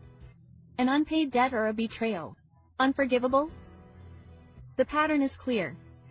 Choosing someone visible, waiting for the moment with the highest audience, and acting. Valeria's case could be one of the most studied in recent years, but the most important thing is still missing: justice. The package Valeria received was the hook, a supposed gift from someone she knew, but no one has claimed to be the sender, and forensic analysis suggests that the perpetrator had already been at the location before. Was it a rehearsal? Was he checking logistical details? Everything points to a surgical preparation. The silence of the friends in the face of this information is deafening. Who else knew about the gift? Who scheduled the time? And why did the courier know exactly who to address among the several people present? In the meantime, the prosecution remains motionless. No arrests, no new statements, no press conferences, just silence. A silence that many interpret as complicity. Is there someone powerful behind the case? Someone pulling strings to prevent everything from being discovered? This is the reason why the case has generated so much media interest. The country demands answers, social media demands action. But the authorities remain silent. More and more users claim that Valeria was betrayed by people close to her. Vivian and Erica, her supposed friends, have failed to dispel doubts. What did they know? What did they do before, during, and after the incident? Strong hints appear in previous recordings. Comments that at the time seemed insignificant are now interpreted as signs. Signs that Valeria ignored and that cost her her life. The case of Valeria Márquez not only exposes a tragic event, it exposes a network of silences, omissions, complicity, and half-truths. And with the new leaked information, everything has been reconfigured. But now the question is different. Will action be taken? Will there be consequences, or will it simply be ignored like so many other cases that are forgotten while the guilty parties remain free?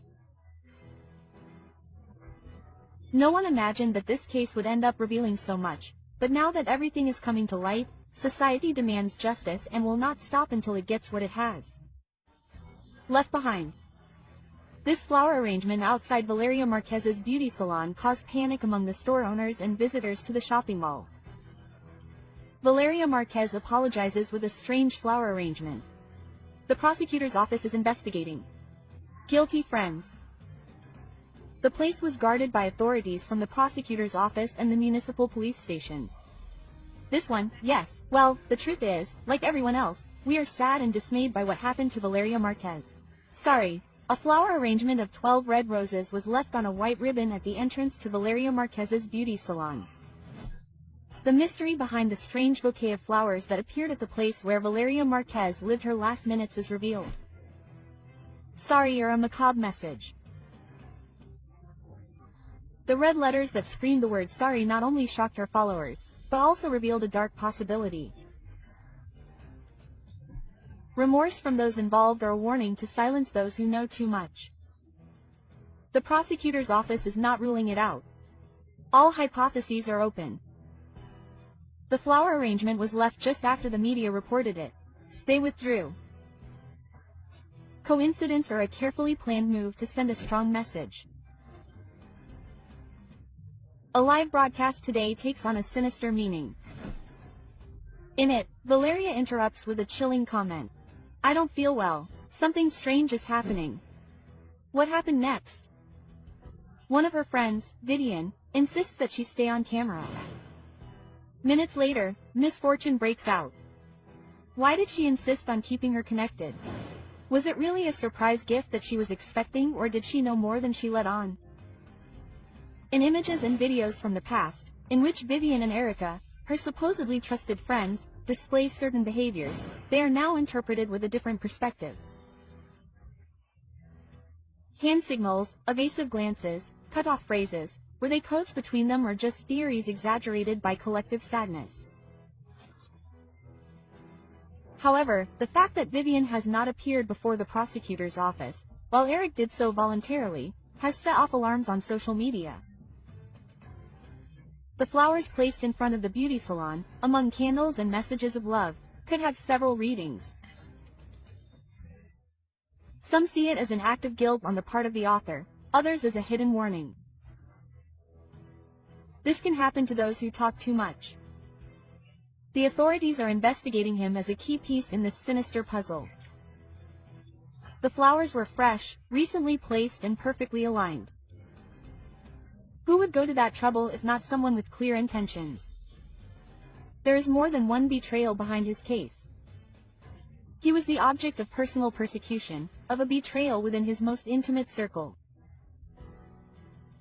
Erica collaborated by detailing the appearance of the delivery man who entered the place. She mentions details such as his complexion, clothing and even his body language. But Vivian, the one who promoted the live broadcast and who asked Valeria to stay connected, has not appeared. Guilt, legal advice or fear that her version will collapse in front of the prosecutors. In the meantime, indignation grows. The people cry out for justice and want to know, was it really a stranger who carried out the plan? Or was someone close to them the mastermind behind this heartbreaking event? Previous videos revealed disturbing behaviors. It is observed how the supposed friends reacted strangely to Valeria's comments. Nonverbal language experts are already analyzing every sign. Valeria sensed something. She lived surrounded by a network of people who silently envied her.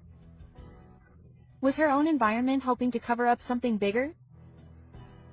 The Jalisco prosecutor stated that more than 20 people have been questioned, family, friends and partners. But every time a piece of evidence is discovered, two new unknowns emerge. How many more are implicated and are hiding behind a speech of regrets?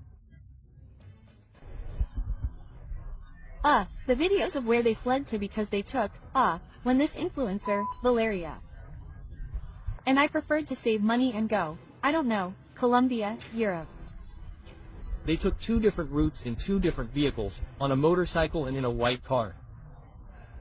Since then, the property has remained secured and being observed by passers-by. We already have a lot of information with 3 different lines of investigation that the prosecutor himself will make known to you. They once regretted that in a nightclub that is also in a nightclub it was also said that many people were saying that you were gay, is close to you. All the information about where they fled, how they got around, everything was provided through the C5. In other words, the cameras are working and working properly. The key video about the escape of Valeria Márquez's perpetrators is leaked. Who appears in the images? The video that no one expected has finally appeared, and with it a series of questions that are making the authorities uncomfortable and shaking public opinion. Cameras from the C5 system captured what could be the most compelling evidence yet. The perfectly executed escape of Valeria Márquez's perpetrators. Is internal complicity confirmed? Are we facing a systematic deception or the darkest side of the cover-up? Who leaked the video? Is this the beginning of a definitive turn, or will it be hidden by institutional silence? The surveillance cameras did not only record the criminals fleeing. The most disturbing thing is how they did it with millimeter precision, without hesitation, avoiding guarded areas and checkpoints. This was not an improvised escape. It was a calculated strategic retreat, and according to security experts with prior access to the inner workings of the surveillance system. We are then faced with a sinister event planned from the inside. This was not a spontaneous event. It was something systematically planned.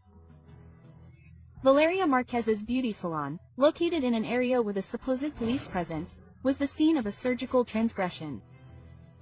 The perpetrators entered, shocked her, and left in seconds. And the worst thing is that the nearest patrol car did not act immediately, claiming confusion about location. Confusion or a deliberate order not to intervene, systematic failures, casual omissions, and now an almost cinematic escape that only strengthens one theory. Someone on the inside facilitated everything. Who betrayed Valeria?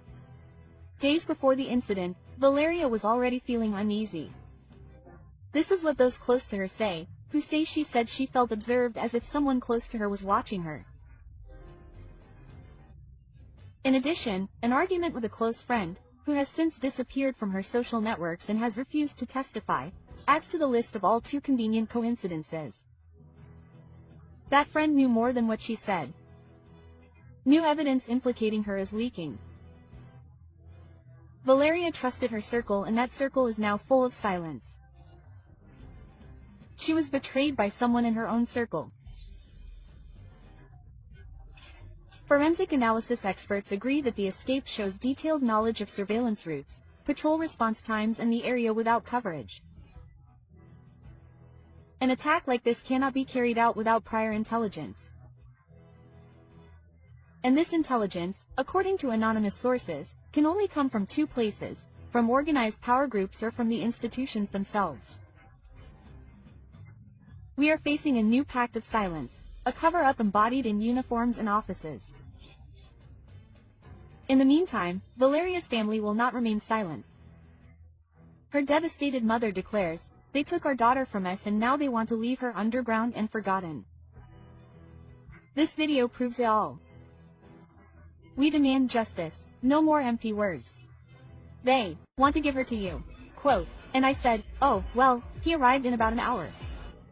I don't know if it was the prosecutor's office or the criminals themselves, but there are photographs and they already said, "Oh, no, it's better if I wait for her to arrive because it's very expensive." I don't even know if they've seen it already, but the cameras in Erica's business are disconnected. And Erica calls me and says, "Hey, baby, they're bringing you something and I don't know what." Quote, the truth is leaking. Who removed the video cameras before Valeria Márquez's misfortune? While the country demands answers, a new mystery changes everything. Why did the cameras disappear from the salon where influencer Valeria Márquez was left breathless? For days, the media has repeated the same images. A live broadcast, a black bag, an expectant face, but what no one can explain is what is not on camera. The event was partial, fragmented, and incomplete. What does this void hide? And who benefited from it? The surveillance cameras in the salon were allegedly disconnected. This is not a technical glitch, nor is it a coincidence. Leaked photographs of the scene on social media show empty stands, hanging cables, and the exact space where the devices that could have revealed everything should have been. Who removed them? Why are there no images of the exact moment of impact? And what role do the women play? Who was with Valeria at the time? Was the scene manipulated? If the cameras were removed with the intention of eliminating evidence, we are facing a case that could be classified as cover-up, a criminal offense that involves directly protecting those responsible or manipulating key evidence. Erica's beauty salon, where everything happened, went from being a commonplace to becoming the scene of an event that divided the country. But the absence of images poses a greater dilemma. If it was not the prosecution who removed them, then who removed them? Before, after, on someone's orders, out of fear, obedience, or complicity. In the last seconds of Valeria's life, her face does not show terror. Her small eyes, her restrained expression, her calm face. Why? Image analysis experts have pointed out that her expression does not correspond to someone who perceives imminent danger. She did not expect it. And perhaps that is the most terrifying thing. Everything indicates that Valeria was expecting something good. Who made her believe it was a gift? Erica mentions a black bag brought by a delivery man. It has been said that the object that hit her could have been hidden there. It was a common delivery or a carefully planned trap. And then another suspicion arises. Why did Valeria mute the audio of her broadcast? Did she know who was sending her that gift? Was she trying to protect someone, or was it part of a routine that should not be recorded? The silence surrounding the minutes before the impact is not only that of the broadcast, it is also that of those who were there. It is that of the cameras that disappeared. It is that of an investigation that is not moving forward. From the very beginning, the behavior of the companions generated controversy. They turn off the broadcast, do not secure the scene, and do not call for help immediately. Experts have said that there is no perfect reaction to a tragedy, but the pattern of subsequent behavior, lack of cooperation, and especially the elimination of evidence can raise legitimate suspicions. The Jalisco prosecutor's office has been accused of slowness. Information has been leaked, but not search warrants. Results are promised, but no progress is made. How deep is the fear? Who does this silence protect? Social media cries out for justice, and in the meantime, each day that goes by without answers allows evidence to be erased, those responsible to be held accountable, and outrage to grow. In the conversation prior to the incident, Valeria mentions that someone had something dear to her. Even then, there is a moment when she doubts. Why didn't she stop? Why didn't she wait to check a glass door, a motorcycle, a delivery, and a social environment in which any object, any gesture, and any mistake can cost someone's life? If the companions knew about the risks and if the environment was known for its security risks, why were minimal preventive measures not taken? The coincidences with other events in Zapopan, that same day and at the same time, add to the tension. Another case, another person, another public figure. And the prosecution insists that there is no connection. The law is clear. If someone facilitated the act, they are also responsible. And in this case, communications are key. Erica and Vivian's cell phones could contain the evidence that connects everything, but without a federal warrant, the authorities cannot access them. Why hasn't one been issued? Who is arresting her? In other high-profile cases, telephone conversations have been decisive. In this one, they could be the only real clue that can still be rescued, and yet no action is taken. Evidence is leaked, but the legal process does not move forward. Why? An isolated case or a chain of power? What happened in that room does not seem to be a random event.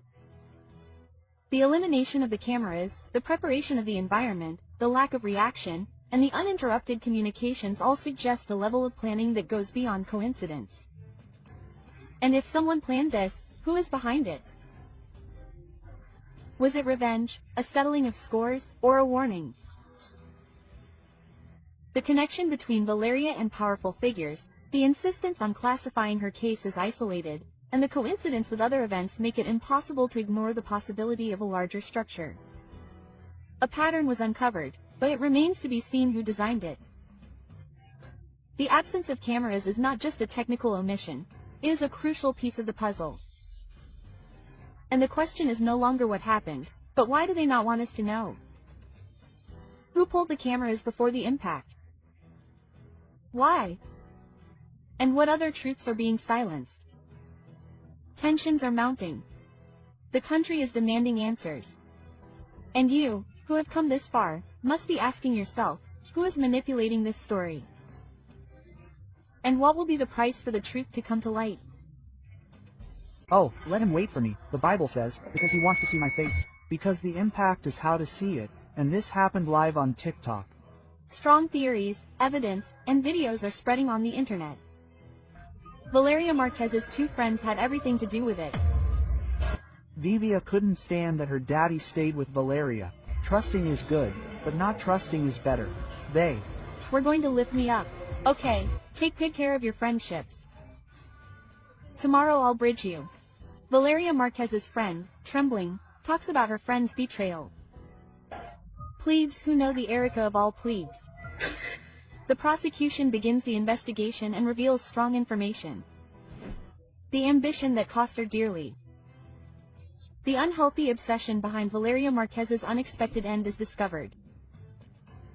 It was not a simple misfortune, it was an event surrounded by ignored signs, broken friendships and an envy that, according to some sources, burned in silence until it consumed everything. As a young woman with a promising future, she ended up facing her last day in the midst of such a hostile environment. She was the object of a chain of betrayals and poorly managed competitions. Valeria Márquez, the influencer who seemed to have it all, beauty, success, and powerful connections, was revealed as the protagonist of a drama darker than many imagined. Her meteoric rise on social media not only captured the attention of thousands of followers, but also, apparently, the envious gaze of those who once called themselves her friends. Valeria was no ordinary figure. Her career as Ms. Rostro and Reina de Belleza was just the beginning. Her appearance on Very Webs alongside renowned regional Mexican artists not only raised her media profile but also positioned her as an icon of luxury and power. Private jets, luxury cars, beauty salons, and thousands of followers seemed to seal her destiny as an unstoppable woman. But every success story comes with a price. At the height of her fame, a figure began to emerge from the shadows, Vivian, her ex-friend. What was once camaraderie turned into a tense rivalry, fueled by rumors, jealousy, and an alleged competition for the affection of a young man linked to a powerful figure in Jalisco. Was envy a silent cause in this case? What secrets did this friendship that has now become the center of attention hold? In a context where access to power is mixed with privilege, it is not uncommon for invisible problems to rise for the public eye. Zapopan, Jalisco, a land of contrasts, has witnessed hidden tensions between public figures who strive to maintain their status. Valeria was not only famous, she was also allegedly in a relationship with the son of an influential figure, which according to various sources, could have caused discomfort and altercations within her closest circle. This privileged relationship was also the target of accusations, rumors, and confrontations. Who was willing to do anything to take her place? Vivian and Valeria shared much more than followers and lifestyle. They shared an environment, aspirations, and, it is said, even the same affections. Tense arguments between the two were reported days before the incident. Witnesses claimed that the verbal altercations were nothing new and that Vivian tried to get between Valeria and her circle of power. Was Vivian just a disappointed friend or a determined rival for anything? How far can the obsession with being number one go in a world of appearances and unbridled competition? One of the most disturbing revelations circulating on social media today is Vivian's shocking physical change. The transformation was radical. Surgeries, makeup, eyebrows, clothes, everything points to a deliberate attempt to replicate Valeria's image. There are images showing Vivian before and after these changes. The resemblance is undeniable. Was it admiration, obsession, or a desperate attempt to take her ex-friend's place? The phenomenon did not go unnoticed on digital platforms. Thousands of users commented on the resemblance. Many described it as disturbing, while others simply saw it as a sign of a deeper rivalry than previously thought. Valeria Márquez's fatal outcome was captured in real time, broadcast on a live platform. That moment marked a turning point, not only because of the tragedy itself, but also because of the circumstances surrounding it. There was no visible alarm, no screams, and no prior reaction.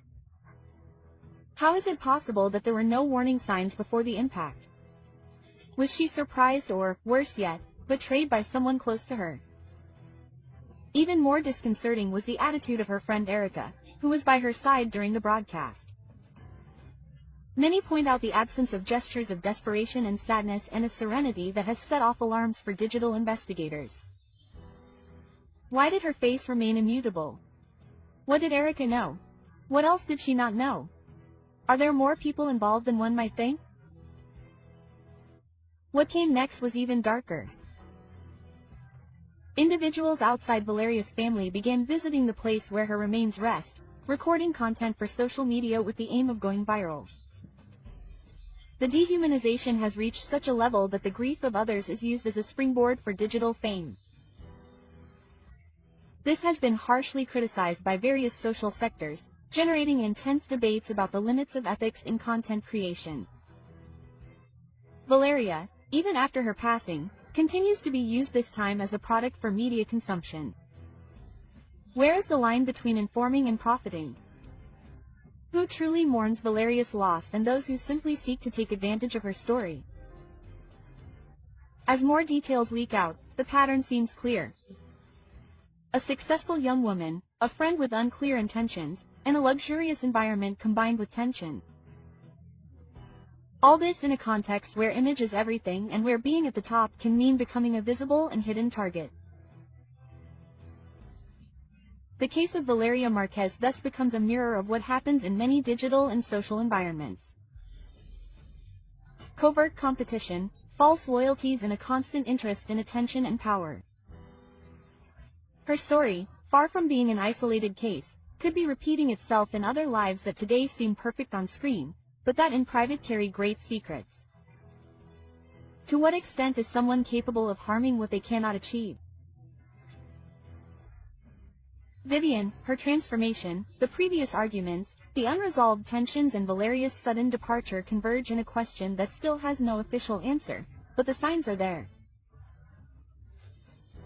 The silence of some, the coldness of others, and the insistence of the public to know more reveal an atmosphere of suspicion that continues to grow. Were Vivian and Erica really friends of Valeria Lerda, or were they her worst enemies? Friends and enemies. It just can't be.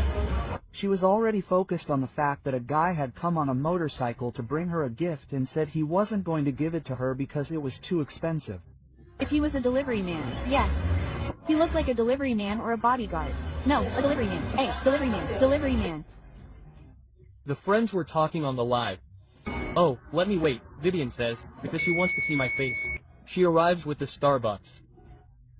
She moves the doll, which was a teddy bear, a pig, I don't remember, pink.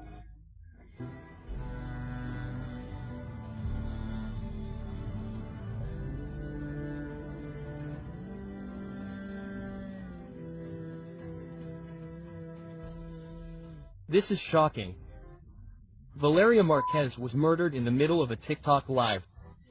Man, I'm already intrigued by who really sent that to me. The orchestrated betrayal is discovered. They sent her to be deleted out of envy. Who handed Valeria over? The compelling information that reveals the hidden truth is leaked. What few imagined is coming to light, and the details are not only shocking, they are also disturbing.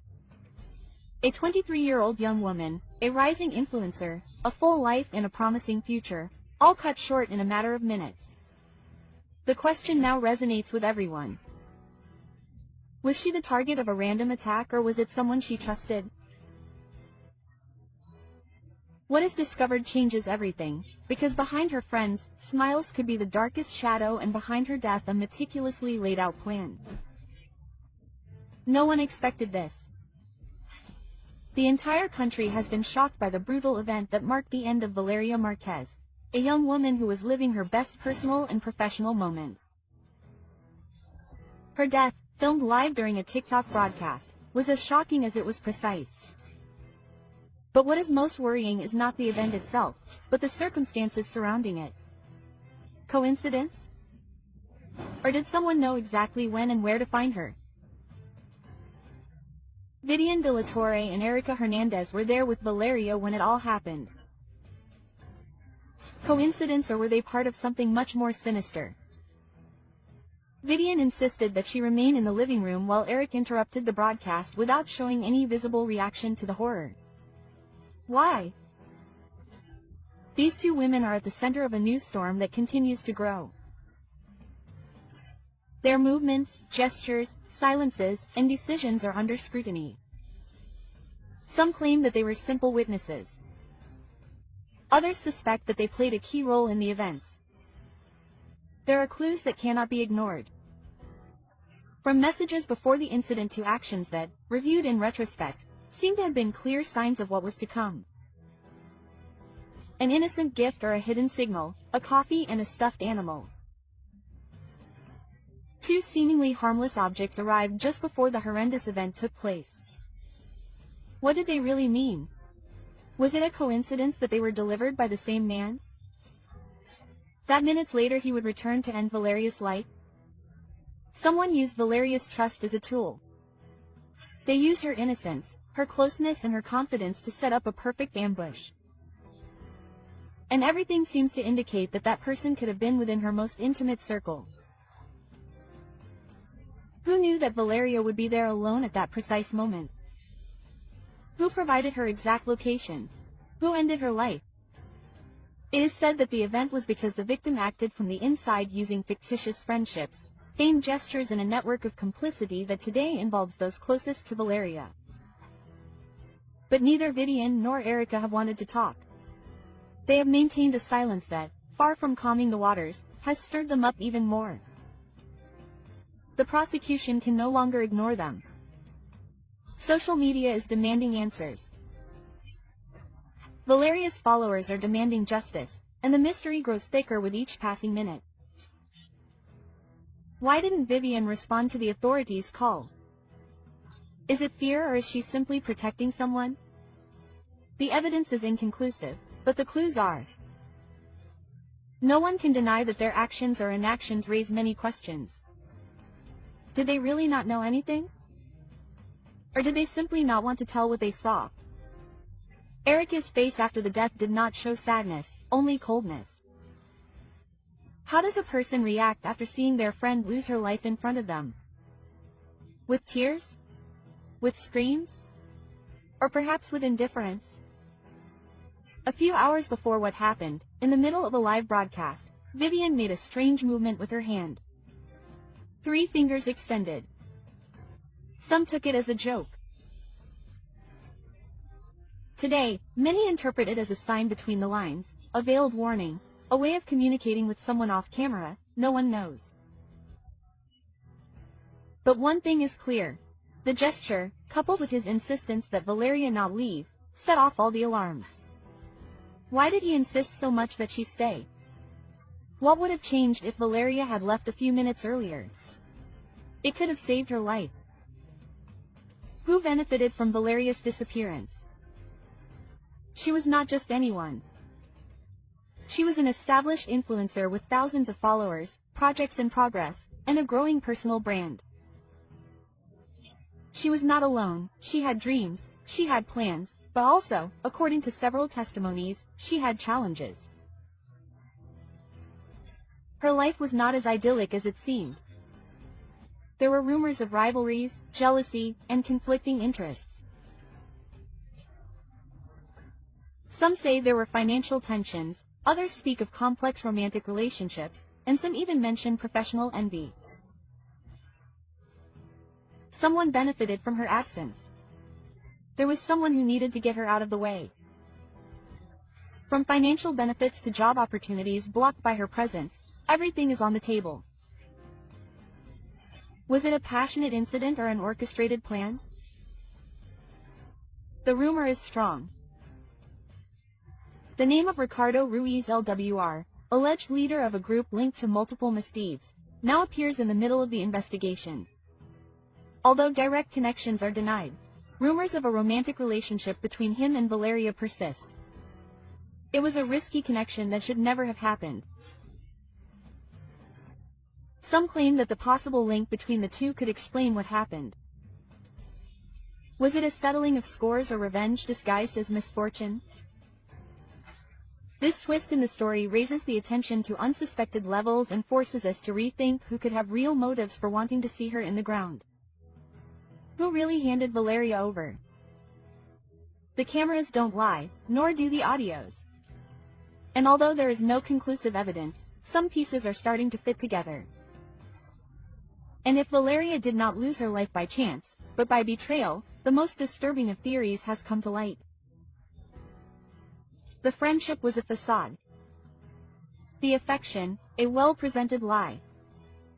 Affection, a cold and calculated strategy to take her straight to the wrong place at the worst possible time. Who kept her in the living room despite the risk?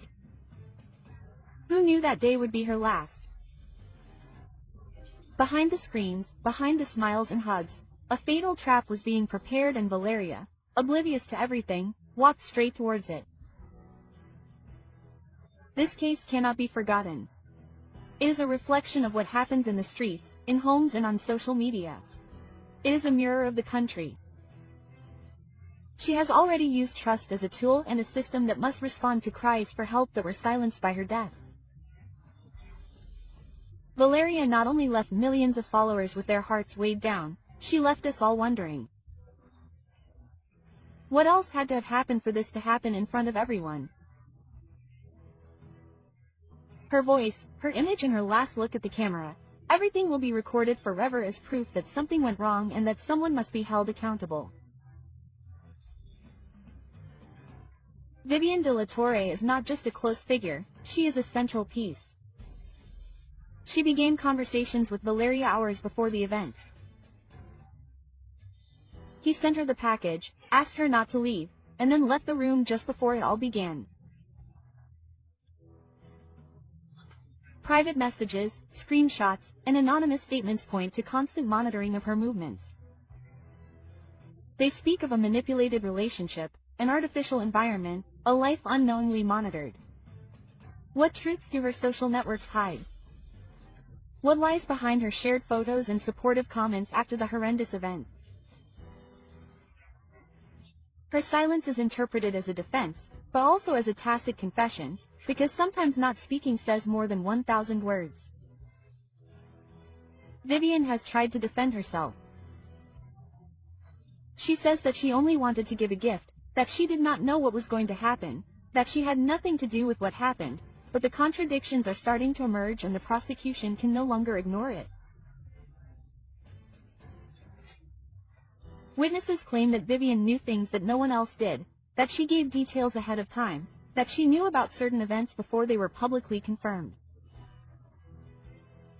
How did she know so much if she was not involved? It was an act planned in advance, and the only way to achieve it was through privileged information, information that most likely came from the inside. What is in the leaked images? Eric walks out of the room with a firm step, without any sign of astonishment or trace of tears. He doesn't even move a muscle when the broadcast stops. Anyone who sees a friend leave would be devastated, but Erica didn't flinch. According to witnesses, she even walked away naturally, without fear or surprise. How does someone who didn't expect what happened react? With tears, screams, desperation, or with coldness? The whole truth about her behavior is being analyzed by investigators, and the first indications are not favorable for her. Friendship, one of the most powerful emotions, can also be the most treacherous. And in this case, it seems that that is exactly what happened. Valeria put her faith in people who perhaps only wanted to take advantage of her popularity, her money, or her influence. Was she naive or simply too trusting? There was jealousy, there was ambition, and there was a struggle for power, control, and visibility. And Valeria, perhaps she was in the wrong place, surrounded by the wrong people. This cannot go unpunished.